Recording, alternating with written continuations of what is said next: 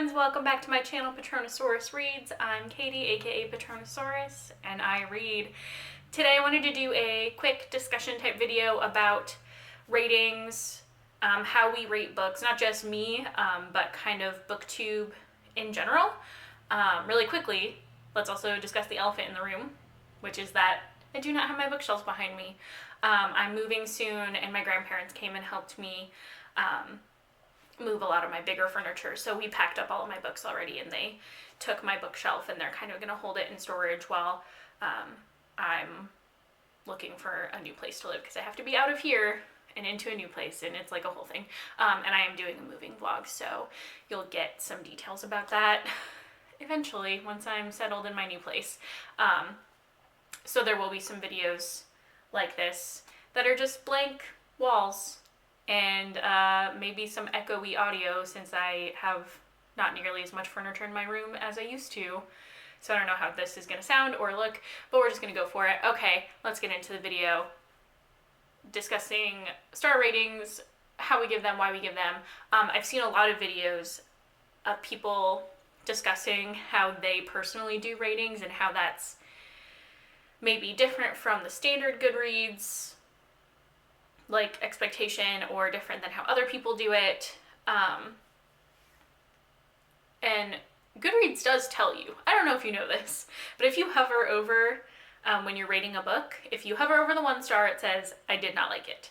You hover over the 2 star, it says, it was okay. 3 star means you liked it, 4 star means you really liked it, and 5 star means that you loved it. So Goodreads does give you the basic metrics of how the Goodreads algorithm calculates things, and like if people like things and stuff like that. But even Goodreads, I've noticed, is a little,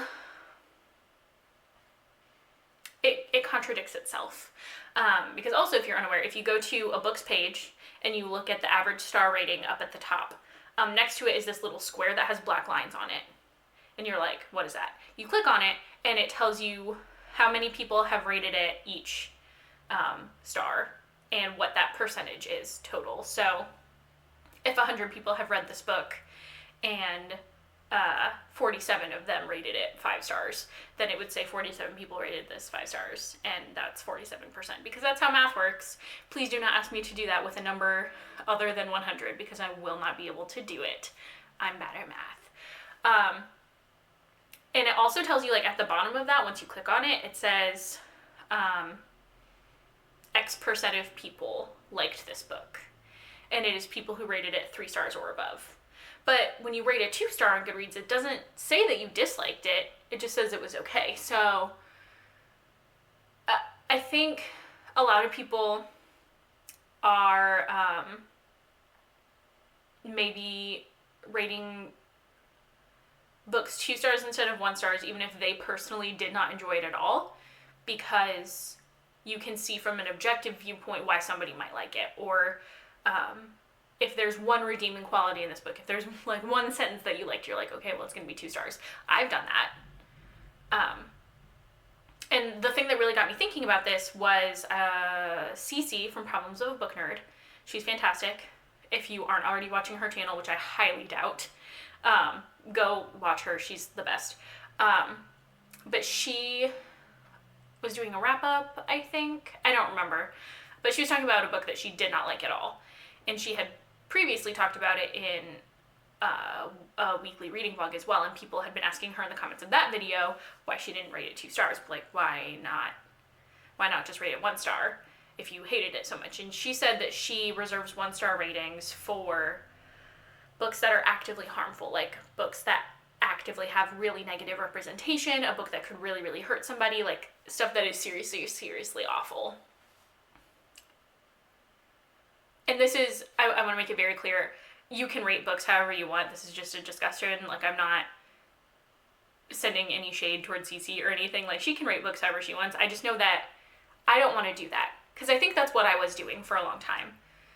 But reading is an inherently subjective experience, and reviewing books is an inherently subjective experience.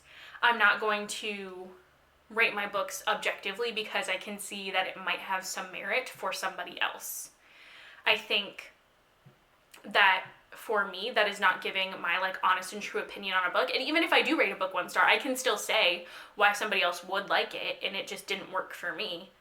I can still do that.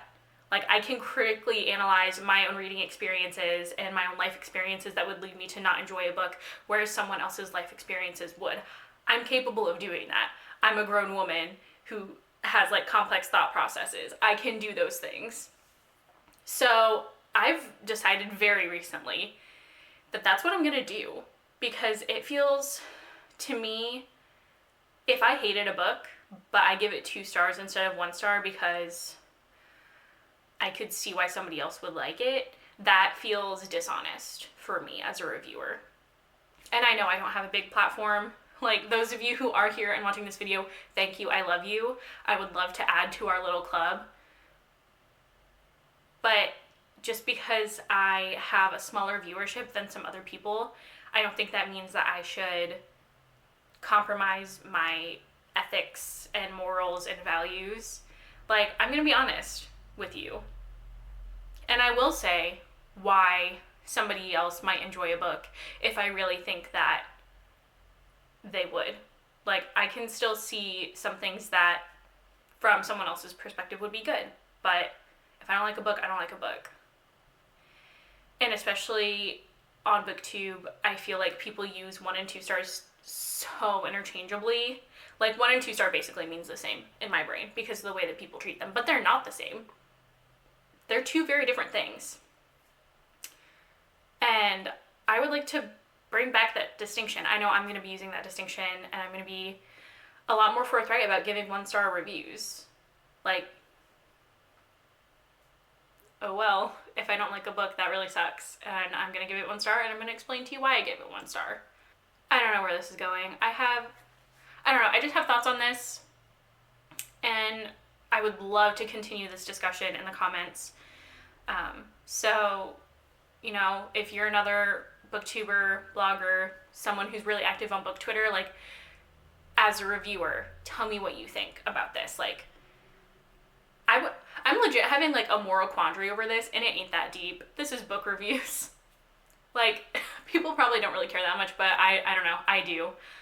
So let me know what you think. And if you are just a viewer or someone who just reads like book blogs and stuff, and you're not producing your own content, how do you feel about this as a recipient of these critiques and counting on other people's reviews to make your informed decisions about the books you're reading? Like, how does this make you feel when you're thinking about how people are reviewing and how each person has their own individual like ranking system?